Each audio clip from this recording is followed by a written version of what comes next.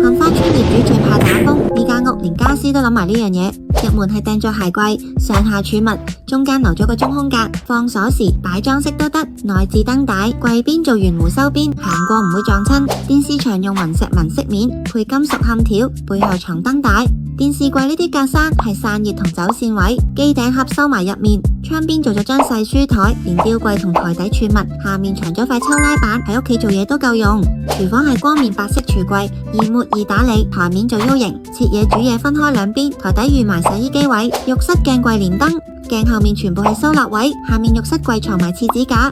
淋浴間用玻璃趟門分開，沖涼水唔會濕出嚟。主人房做咗訂造地台床，連住窗台，台面揭開，下面成個儲物格。開頭條問題答案喺呢度，張床貼住窗，所以窗邊落咗防水膠邊，打風落雨減低雨水滲入雙櫃身嘅機會。衣櫃門做拱形線條，配金色長柄，內籠層板同吊杆嘅位置，跟屋主嘅衣物數量同習慣去分。我哋天信設計，每件家私用咩料，幾多錢，報價單列到明。你間屋想點做？即刻 WhatsApp 我哋啦！